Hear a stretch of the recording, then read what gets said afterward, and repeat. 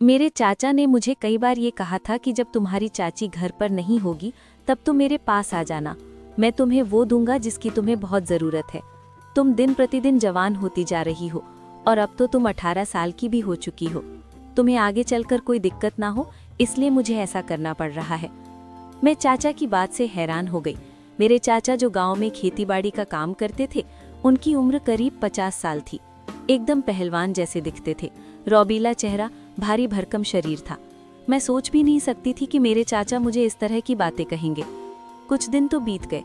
एक दिन चाचा ने चाची से कहा, देखो तुम्हारी तबीयत भी ठीक नहीं रहती, तुम्हें कुछ दिन आराम करना चाहिए। जाओ और कुछ दिन अपने मायके में घूमाओ। चाची की तबीयत सचमुच खराब चल रही थी। उनका रसौली का ऑपरेशन हुआ था लगभग 1 साल पहले, लेकिन कुछ भारी काम करने की वजह से उन्हें फिर से तकलीफ होने लगी। उनकी कोई औलाद नहीं थी, सिर्फ मैं ही थी। मैं भी अपने मम्मी पापा की इकलौती संतान थी। चाची जब मायके चली गईं, उनके जाने के बाद मुझे बहुत डर लग रहा था, क्योंकि मैं अब अपने चाचा के साथ अकेली रहने वाली थी। चाची के जाने के बाद चाचा मुझे मुस्कुराकर बोले, हमारे पास बहुत अच्छा मौका है, तुम्हारी चाची भी घर पर नहीं है। मुझे बड़े लंबे समय से इस दिन का इंतजार था। आज वो इंतजार भी समझो खत्म हुआ। मैं चाचा की इस तरह की बात का कोई जवाब नहीं दे पाई। मैं चुपचाप उनकी बातों को सुन रही थी। मैं क्या कर सकती थी? हमारा घर जंगल के बीचों बीच बिल्कुल अकेला था। आस पड़ोस में भी कोई घर नहीं था। जो भी घर थे वो बहुत दूर दूर थे। आज पता नहीं मेरे साथ क्या होने वाला था। जैसे जैसे रात नज़दीक आ रही थी, मेरी घबराहट बढ़ती ही जा रही थी। शाम के समय मेरे चाचा ने शराब पीना शुरू कर दिया था। वो अकेले ही पूरी बोतल पी जाते थे, फिर भी उन्हें इतना नशा नहीं होता था, क्योंकि उनके शरीर में काफ़ी ताकत थी। पुराने समय के लोग जो ठहरे थे, जिन्होंने देसी घी भर भर के खाया था। अक्सर गांव में ये सब तो पहले से ही चलता आ रहा था, लेकिन अब कहीं कहीं लोग बाजार पर भी डिपेंड रहते हैं। जब हम दोनों खाना खा रहे थे, मेरे चाचा ने मुझे कहा, जब तुम रसोई का काम निपटा लोगे, उसके बाद तुम सीधे मेरे कमरे में आ जाना। मैं तुम्हारा वहाँ इंतज़ार करूँगा, और जितना जल्दी हो सके उतना जल्दी आने की कोशिश करना। मेरे चाचा की आवाज़ में बहुत भारीपन था। ऐसा लग रहा था जैसे मेरे चाचा ने मुझे हुक्म दिया हो कि मुझे उनके कमरे में जाना है तो वो जाना है। मैं बहुत असमंजस में पड़ गई। मैं सोच रही थी कि क्या ये सब ठीक होगा? कहाँ मैं अभी फूलों की कली की तरह कुंवारी लड़की, और कहाँ मेरे चाचा सांड जैसे दिखने वाले गुस्सैल टाइप के मर्द, जिनका तजुर्बा कम से कम 30 सालों का तो होगा ही। मैं भला कैसे अपने चाचा का सामना कर पाऊंगी? डर के मारे मेरी तो रूह भी कांप रही थी। लेकिन जैसा मुझे मेरी सहेली ने बताया था, उससे तो मुझे यही लगता था कि जब लड़की 14 साल से ऊपर हो जाती है, तब वो विवाह तक कर सकती है, और किसी भी जवान मन के साथ विवाह करके बच्चे भी पैदा कर सकती है। फिर मुझ में कुछ उम्मीद जग गई। इतना तो था कि मैं मरने वाली तो नहीं थी। ये तो सभी के साथ होता है। मैं चुपचाप धीरे कदमों के साथ चाचा के कमरे की तरफ चल पड़ी। मैं चाहती नहीं थी कि ऐसा भी करूं, लेकिन कब तक मैं अपने आप को बचा पाती? कभी न कभी तो मुझे चाचा का सामना करना ही था। चाचा के कमरे का दरवाज़ा खुला था। मैंने जो अंदर देखा, उसे देखकर मैं परेशान हो गई। सोचा नहीं था कि कमरे के अंदर आते ही मैं कुछ ऐसा देखूंगी। उसके बाद मेरे चाचा ने जो किया, उसे जानने के लिए मैं आपको इस कहानी को शुरू से बताती हूँ। कहानी में आगे बढ़ने से पहले प्लीज़ मेरे चैनल को सब्सक्राइब कर लें और कहानी को अंत तक सुने। चलिए कहानी शुरू करते हैं। मेरा नाम काजल है, उम्र 18 साल, रंग गोरा और शरीर एकदम भरा पूरा। मेरी माँ मुझे जन्म देते ही स्वर्ग से धार गई थी, और पिता कोरोना काल में कोरोना की भेंट चढ़ गए थे। मैं इकलौती थी। मैं अपने पिता के साथ शहर में रहती थी। मेरे पापा बैंक में मैनेजर पद पर थे। जब कोरोना काल हुआ तब उन्होंने मुझे मेरे चाचा के पास भेज दिया था। बाद में पता चला कि मेरे पापा भी कोरोना की चपेट में आ गए थे, और अब पापा भी माँ की तरह मुझे छोड़कर चले गए थे। तब से मैं अपने चाचा चाची के पास ही रहती थी। उनकी भी कोई संतान नहीं थी। मेरी चाची ये चाहती थी कि कोई लड़का गोद लेकर उसे अपना बेटा बनाया जाए, लेकिन मेरे चाचा मुझे ही अपना बेटा भी मानते थे और बेटी भी। मेरी चाची का स्वभाव भी मेरे प्रति कुछ ठीक नहीं रहता था। उसकी नज़र मेरे पिता की ज़मीन जायदाद पर थी। वो चाहती ही नहीं थी कि मैं उनके साथ रहूं। वो तो जल्द से जल्द मेरे हाथ पीले करके मुझे पराए घर भेज देना चाहती थी। हमारा घर गांव में जंगलों के बीच में था। गांव के दूसरे घर बहुत दूर दूर थे। दिन भर घर में ही रहना पड़ता था। मुझे इस घर में घुटन हो रही थी। वो तो मेरे चाचा का स्वभाव मेरे साथ बहुत अच्छा था, जिस वजह से मैं उस घर में टिक पाई थी। मेरी चाची ने तो मुझे बर्बाद करने की कई घिनौनी हरकतें भी की थी। एक बार तो उन्होंने मुझे बेच भी दिया था। वो तो अच्छा हुआ जो मैं समय रहते ही खुद को बचा पाई। मैंने घर आकर चाचा को जब चाची की इस करतूत के बारे में बताया तो उन्होंने चाची को घर से निकलने की धमकी दी थी, जिसकी वजह से चाची नाराज होकर अपने मायके भी चली गई थी। वो एक लालची किस्म की औरत थी। उसका लालच उसे फिर वापस घर आने के लिए बेकरार कर रहा था। उसे डर था कि इतनी बड़ी प्रॉपर्टी कहीं मेरे हाथ से न निकल जाए। मेरी चाची चाचा की दूसरी पत्नी थी। उनकी पहली पत्नी शादी के कुछ महीनों बाद ही घर छोड़कर चली गई थी। उसके कई सालों बाद चाचा ने दूसरी शादी की थी। अब जो मेरी चाची बनी थी वो चाचा से करीब 20 साल छोटी थी। उसकी उम्र अभी 30 साल की थी। मुझे तो उसका स्वभाव भी कुछ अजीब सा लगता था, क्योंकि जब भी वो बाजार सामान लेने के लिए जाती थी तब बड़ी सज धज कर और खुशबू छिड़क कर जाती थी। चाचा तो दिन भर खेत के कामों में ही लगे रहते थे। शाम को जब थके हारे घर आते थे तो 2 पैग लगाकर खाना खाकर सो जाते थे। कई बार तो मुझे ये लगता था कि चाचा को ऐसा नहीं करना चाहिए, उन्हें चाची को भी वक्त देना चाहिए। अभी चाची तो बहुत जवान थी, उन्हें तो कोई भी मिल जाता, लेकिन इस समय चाची की हर जरूरत को चाचा को ही पूरा करना था। पता नहीं होगी कोई आपसी बात। मैं तो अक्सर हमेशा यही देखती थी कि चाचा खाना खाने के बाद अपने कमरे में जाकर सो जाते थे। कुछ ही समय बाद उनके खर्राटों की आवाज़ भी मुझे सुनाई देती थी। कुल मिलाकर मुझे गलत ठहरा सके। वो चाहती ही नहीं थी कि मैं उस घर में भी रहूं। मैंने चाची की डांट सुन ली थी, लेकिन मेरे चाचा को विश्वास था कि मैं गलत नहीं हो सकती थी। उन्होंने मुझसे अकेले में पूछा भी, बता तू कहाँ गई थी? तुझे कुछ अपनी चाची के बारे में पता चला? क्योंकि मैं जानता हूँ तू कुछ ना कुछ तलाश में तो जरूर गई थी, इसीलिए तूने आज ही बाजार जाने का निर्णय क्यों लिया? मैंने कहा, हाँ चाचा जी, मैं गई तो चाची की छानबीन करने, लेकिन चाची तो बस में चढ़ी ही नहीं और ना ही आते समय उस बस में आई। मैं तो यही देखना चाहती थी कि चाची कहाँ जाती है, लेकिन मैं नहीं देख पाई। अगली बार मैं उनका पीछा करूंगी और उन्हें उनकी असलियत दिखाऊंगी। बस मुझे एक बार पता तो चल जाए। कुछ ही दिनों बाद मुझे फिर से चाची का पीछा करने का मौका मिला। इस बार मैं चाची से ये नहीं कहना चाहती थी कि मैं भी बाजार जा रही हूँ। मैं चाची के घर से निकलते ही उनके पीछे निकल गई। मैं इस बार ये देखना चाहती थी कि आखिर चाची जाती कहाँ है, बार बार बाजार क्यों जाती है। वो हर बार थैलियों में सामान भर के लाती थी। उसके पास इतने पैसे कहाँ से आते थे? कई सवाल थे जिनके मुझे जवाब भी चाहिए थे। मैं चाची के पीछे पीछे काफी दूर तक निकल गई थी, लेकिन तभी मैंने देखा चाची एकदम से मेरी आंखों से ओझल हो गई। हम झाड़ियों के बीच से गुजर रहे थे। रास्ते में एक मोड़ ऐसा था जिससे आगे पहुंचने पर मुझे चाची कहीं दिखाई नहीं दी। इतनी जल्दी तो वो रास्ता भी पूरा नहीं कर सकती थी। मैं समझ गई थी कि जरूर चाची इसी जगह से कहीं गायब हो गई है। मैं झाड़ियों में बने हल्के फुल्के रास्ते को पकड़ते हुए आगे बढ़ती गई। उसी जगह से जाते हुए मुझे ऐसा लग रहा था कि जैसे ये किसी जानवर का रास्ता हो। इंसान का आना जाना तो उस जगह से नहीं हो सकता था। मुझे झाड़ियों में से लेटकर आगे बढ़ाना पड़ रहा था। जब मैं आगे बढ़ रही थी मुझे हल्की हल्की आवाज आने लगी, जैसे कोई 2 लोग आपस में बातें कर रहे हों। मैं बिना आवाज किए उस जगह पर पहुंच गई जहां से वो आवाज आ रही थी। मैंने देखा चाची जमीन पर लेटी हुई थी और एक नौजवान कुमारा लड़का उसके ऊपर लेटा था। वो चाची को जगह जगह पर चूम रहा था। मुझे उन दोनों को देखकर खुद भी शर्मा रही थी। चाची को ऐसा नहीं करना चाहिए था। उसके बाद जो हुआ वो सब मैं आराम से बैठकर देख रही थी। चाची के अंदर इतनी भूख भरी थी कि वो खुद ही सारा खेल खेल रही थी। चाची उस लड़के पर भारी पड़ रही थी। उछल उछल कर सारा खेल चल रहा था। थोड़ी देर के लिए वो खेल रुक जाता और फिर से शुरू हो जाता। करीब 3 बार मैंने भी उन्हें खेलते हुए देखा था। मैं भी जवान थी, मेरा मन भी बेचैन होने लगा था।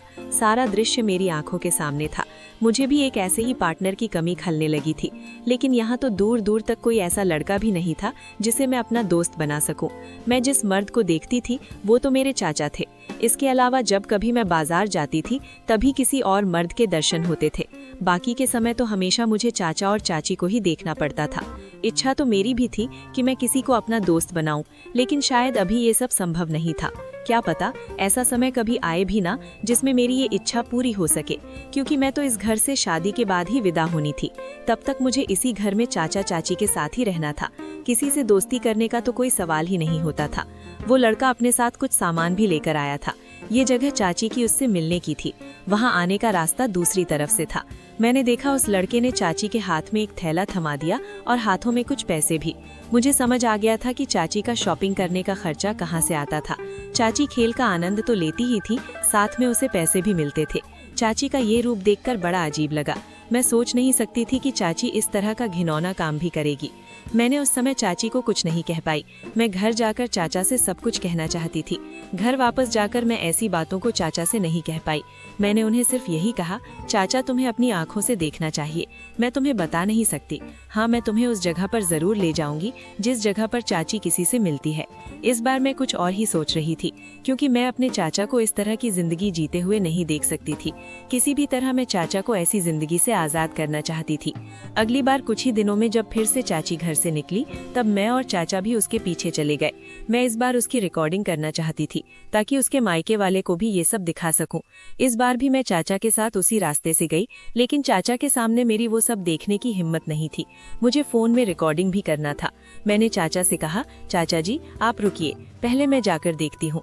मैंने अपने फोन की वीडियो रिकॉर्डिंग ऑन कर दी और चुपचाप उस जगह पहुँच गई जहाँ से वो जगह दिखाई देती थी, जहाँ चाची अपने आशिक के साथ रंगरलिया मनाती थी। मैंने देखा इस बार कोई और ही आदमी था। मैं समझ गई थी कि चाची पैसे के लिए ये काम करती है। मैं तो सोच रही थी कि वही लड़का होगा जो पिछली बार था। वो शहर के लोगों के साथ कांटेक्ट में रहती थी और उन्हें इस जगह पर बुलाती थी। इस समय चाची और उस आदमी की कुछ लेन देन के विषय में ही बात हो रही थी। मैंने वो भी रिकॉर्ड कर लिया था और एक जगह अपने फोन को छुपा कर भी रख दिया। मैं अब चाचा को ये सब दिखाना चाहती थी। मैं वापस आई और चाचा से कहा, चाचा जी तुम खुद अपनी आंखों से देखो, वो किसी से मिल रही है। आज अच्छा मौका है, तुम चाची को रंगे हाथ पकड़ लो और उन्हें खुद से दूर कर लो, वरना ये औरत तुम्हें बर्बाद कर देगी। ये तो आपके काबिल ही नहीं है। चाचा काफी गुस्से में थे। वो कहने लगे, काजल मैं जानता हूँ कि उसका जरूर किसी न किसी के साथ चक्कर है। मैं आज तक इस बात को इग्नोर करता रहा, लेकिन अब बहुत हुआ। मैं आज के बाद इसे अपने घर पर नहीं मानूंगा। मैंने चाचा से कहा, चाचा जी आप उन्हें कुछ मत कहना। मैंने अपना फोन भी वहीं पर रिकॉर्डिंग के लिए रखा है। मैं इस औरत के मायके में इसका असली चेहरा दिखाऊंगी, बस तुम देख आओ। जब चाचा जी उस जगह पहुँचे, तब चाची उस आदमी के साथ खेल रही थी। चाचा से ये सब बर्दाश्त नहीं हो रहा था। वो उसी समय वापस मुड़ गए। वो तो ये भी नहीं जानते थे कि पिछली बार कोई और लड़का था। उन्होंने मुझे कहा, काजल चलो यहाँ से, वरना आज ना जाने क्या हो जाएगा। मैंने तुम्हें पहले ही कहा था कि मैं वो सब नहीं देख सकता। अब मैं एक पल भी यहाँ नहीं रुकना चाहता। मैंने कहा, ठीक है चाचा जी, मैं जाकर अपना मोबाइल लेकर आती हूँ। चाचा जी वहाँ रुके भी नहीं और गुस्से में आ गए।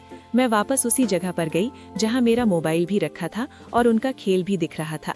इस बार कोई 6 फुट का लंबा चौड़ा नौजवान लड़का था और इस खेल में चाची पर वो लड़का भारी पड़ रहा था। मैं कुछ देर तो उस दृश्य को गौर से देखती रही और अपनी ही एक अलग दुनिया में खो गई।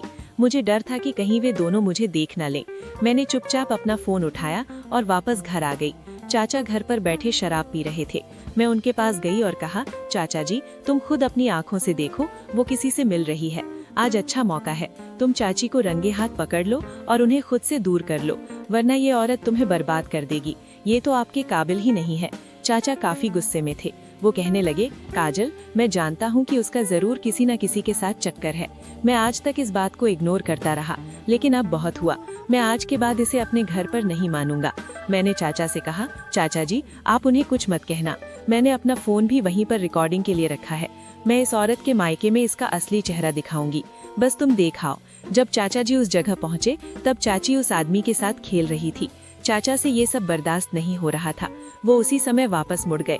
वो तो ये भी नहीं जानते थे कि पिछली बार कोई और लड़का था। उन्होंने मुझे कहा, काजल चलो यहाँ से, वरना आज ना जाने क्या हो जाएगा। मैंने तुम्हें पहले ही कहा था कि मैं वो सब नहीं देख सकता। अब मैं एक पल भी यहाँ नहीं रुकना चाहता।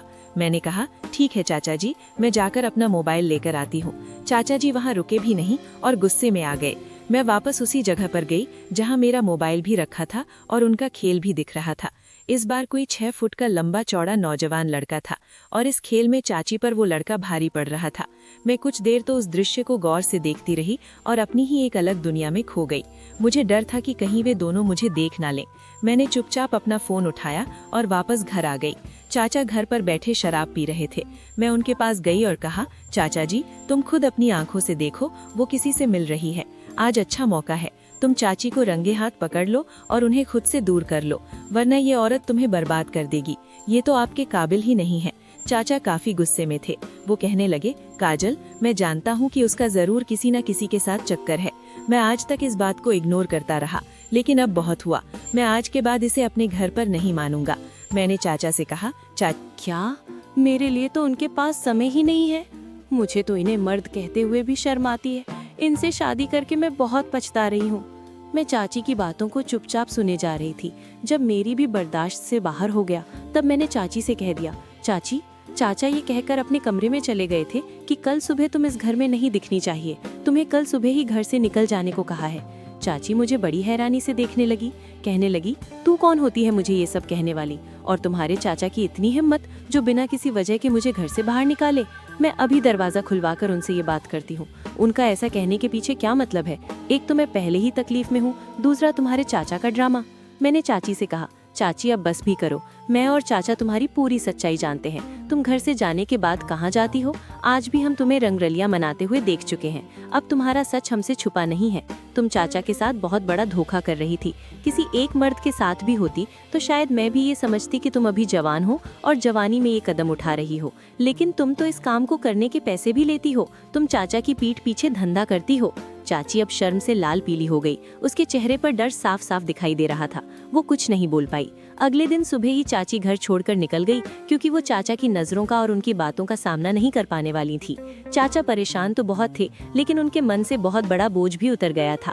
वो कई सालों से जिस अंधेरे में जी रहे थे वो अब हमेशा के लिए दूर हो चुका था। कुछ दिन तो चाचा के लिए गुजारने बहुत मुश्किल हो गए थे। आखिर उन्होंने कई साल चाची के साथ गुजारे थे। जल्द ही मैंने चाचा को परेशान नहीं होने दिया। मैं उन्हें हमेशा कोई ना कोई हंसी मजाक वाली बातें करके खुश रखती थी। चाची इस बार अपने मायके से वापस नहीं आई थी। चाचा मुझे कहते थे, काजल, मैं बहुत पहले से तुम्हें एक बात कहना चाहता था। वो बात मैं तुम्हें कई बार बताने की कोशिश कर रहा था, लेकिन नहीं बता पाया। मैं कुछ करना चाहता हूँ। जब से मैंने अपनी पत्नी को उस पराये मर्द के साथ देखा, तब से मैंने ये सोच लिया कि अब जो मैं करना चाहता था उसे करने का सही वक्त आ गया है। मैं चाचा की बात से बहुत हैरान हुई। मेरे चाचा, जिन्हें मैं बहुत इज्जत दिया करती थी, वो ये क्या कह रहे हैं? घर पर मैं अकेली थी। अब तो चाची भी नहीं थी। मैं और चाचा घर पर अकेले ही रहते थे। जंगल के बीचों बीच हमारा घर था। मैं काफी देर तक इसी सोच विचार में रही कि ये चाचा ने क्या कहा, वो मेरे साथ क्या करना चाहते होंगे। मेरा इशारा तो सिर्फ एक तरफ ही जा रहा था कि मेरे चाचा क्या करना चाहते हैं। उस समय मेरे चाचा ने कहा कि काजल, मैं कल ही वो कार्य करूंगा जो मैं काफी समय से सोच रहा था। उसके लिए थोड़ा वक्त चाहिए। मैं कुछ नहीं बोली। पता नहीं वो किस बारे में बात कर रहे थे, मेरी समझ नहीं आ रहा था। अगले दिन सुबह से ही चाचा किसी काम से बाहर चले गए थे और जब शाम को लौटे तब वो शराब पीकर थे। उन्होंने रास्ते में ही शराब पीना शुरू कर दिया था। आजकल चाचा जी काफी शराब पीने लगे थे। उनके पास वजह भी थी, वो थी चाची। घर आते ही उन्होंने मुझे कहा, काजल, खाना खाने के बाद तुम मेरे कमरे में आ जाना, कुछ जरूरी काम है, उसे निपटाना है। मैंने कहा, इतनी जल्दी क्या है, ये काम कल सुबह नहीं हो सकता? वो कहने लगे, नहीं काजल, ये काम आज ही करना है। मैंने इस समय का अब तक बहुत इंतजार किया है। आज अच्छा मौका है। तुम्हारी चाची भी घर पर नहीं है। मैं उनकी बातें सुनकर घबरा रही थी। ये चाचा क्या कह रहे हैं? ये कैसे हो सकता है? अचानक से चाचा का स्वभाव इतना कैसे बदल सकता है? मुझे यकीन हो गया था कि चाचा किस बारे में बात कर रहे हैं। मुझे चाचा के साथ वो सब करना भला कैसे शोभा देता? मैं काफी देर तक चाचा के कमरे में नहीं गई। मैं तो यही सोच सोच कर डर रही थी कि कहाँ मेरे हट्टे कट्टे चाचा और कहाँ मैं। मुझे तो कोई अनुभव भी नहीं है। हाँ, मेरे मन में ये इच्छा तो जरूर जाग गई थी कि काश कोई ना कोई मेरा भी दोस्त होता। मेरी ये इच्छा भी चाची को देखकर हुई थी। मैं इस निर्णय पर पहुंच चुकी थी कि मैं चाचा के कमरे में जाऊंगी। आज नहीं तो कल, कभी ना कभी तो मैं इस घर में अपने चाचा का शिकार बनने ही वाली हूँ। जोर जबरदस्ती से तो अच्छा है मैं अपने मन से उनके पास जाने के लिए तैयार हो जाती हूँ। मैं कुछ देर तक चाची की वो वीडियो देख रही थी ताकि मैं खुद को तैयार कर सकूँ। सचमुच जब मैंने उस वीडियो को देखा तो मेरा पूरा बदन कांपने लगा था। मैं अब पूरी तरह तैयार थी। बस किस तरह से चाचा के कमरे में जाऊं यही सोच रही थी। मैं वीडियो को देख रही थी, तभी चाचा की आवाज भी आ गई, काजल, मुझे नींद आ रही है, जल्दी आओ, मुझे कितना इंतजार करा रही हो। मैं घबराते हुए उनके कमरे की तरफ चल पड़ी। शरीर में पसीना आ गया था और सांसें बहुत तेज चल रही थी। अब इसके आगे का मंजर कैसा होना था, बस इसी बात का मुझे भय था कि मैं कैसे चाचा के साथ वो सब कर पाऊंगी। मैंने धीरे से चाचा का दरवाजा खोलकर अंदर गई। मेरे चाचा ने मुझे कहा, आ जाओ काजल, आकर मेरे पास बैठो। मैंने जो सोचा था कि चाचा मेरे साथ क्या करेंगे, अब वो सोच बिल्कुल नहीं थी, क्योंकि मेरे चाचा ने बहुत से कागजों को बेड पर फैलाया था। जरूर उनका कोई कागजों से संबंधित काम होगा। मैंने कहा, जी चाचा जी, बताइए आप मुझे क्यों बुला रहे थे? उन्होंने मुझे कहा, काजल, मैं बहुत समय से सोच रहा था कि अपनी सारी जायदाद मैं तुम्हारे नाम कर दूं, क्योंकि तुम्हारी चाची की नीयत ठीक नहीं है। अब वो चुप थोड़े ही बैठने वाली है। वो जमीन जायदाद के लिए कोर्ट में जाकर लड़ेगी। इससे पहले ही मैं अपनी सारी जायदाद तेरे नाम करना चाहता हूँ। मैं तो कुछ और ही सोच रही थी, लेकिन मामला कुछ और था। ये तो अच्छा हुआ कि मैंने चाचा से कोई उल्टी सीधी बात नहीं की थी, वरना मैं हमेशा के लिए उनके सामने मुंह दिखाने के काबिल भी नहीं रहती। चाचा ने अपनी जितनी भी प्रॉपर्टी थी वो सब मेरे नाम कर दी। उधर चाची दोबारा वापस घर नहीं आई। मैंने मैंने वो वीडियो उसके घर वालों को भी भेज दी थी। मेरे चाचा ने उसके परिवार वालों को भी कहा था कि अब दोबारा उसे घर में नहीं भेजना, वरना न जाने मैं क्या कर बैठूंगा। अब तक मैं इसे बर्दाश्त कर रहा था, लेकिन अब मेरे बर्दाश्त से बाहर हो गया है। चाची के घर वालों को भी बहुत शर्मिंदगी महसूस हुई। उन्होंने चाची से मेरे चाचा का तलाक भी करवाया, और वो भी बिना कुछ डिमांड किए हुए। अब मेरे चाचा एक सुकून की जिंदगी जी रहे हैं। मैं अब उन्हीं के साथ गाँव में ही रहती हूँ। एक भले और इज्जतदार परिवार के लड़के के साथ मेरी शादी भी करवाई थी, लेकिन मैंने शादी से पहले भी अपने होने वाले पति से यही कहा था कि मैं शादी के बाद मायके में ही रहूंगी, अपने चाचा जी के पास। अगर मुझसे शादी करनी है तो तुम्हें भी मेरे साथ रहना होगा। वो लड़का भी तैयार हो गया था, क्योंकि मेरा जो सब कुछ था वो उसी का तो होना था। आज भी मैं अपने चाचा जी के साथ रहती हूँ। इंसान की कितनी सी मजबूरियां होती हैं जो उसे रोक कर रखती हैं। भले ही उसकी आंखों के सामने गलत हो रहा हो, लेकिन वो देखकर भी अनदेखा करने की कोशिश करता है। अगर मेरे चाचा का स्वभाव पहले से ही चाची के साथ थोड़ा सख्ती भरा होता तो चाची के कदम भी बाहर नहीं जाते। पति पत्नी का रिश्ता तो सिर्फ दो लोगों का होता है, उनके बीच में कोई तीसरा नहीं होना चाहिए। अगर कोई तीसरा आ जाता है तो फिर वो पति पत्नी का रिश्ता नहीं होता। आज मैं करोड़ों की मालकिन हूँ। जिस जगह पर हमारा घर था, आज उस जगह तक सड़क भी पहुँच गई है, और हमारा एक आलीशान बंगला भी है। आसपास कुछ कंपनियां भी खुल गई हैं, क्योंकि मैंने अपनी जमीन का एक छोटा सा टुकड़ा करोड़ों में बेच दिया था। आज मेरे पास किसी भी चीज की आवश्यकता नहीं है। कमी है तो सिर्फ अपने माँ बाप की। तो दोस्तों, ये थी मेरी कहानी। उम्मीद करती हूँ कि आपको जरूर पसंद आई होगी। कहानी को अंत तक सुनने के लिए आपका बहुत बहुत धन्यवाद। अगली बार फिर से मिलती हूँ किसी और दिलचस्प कहानी के साथ। तब तक के लिए नमस्कार।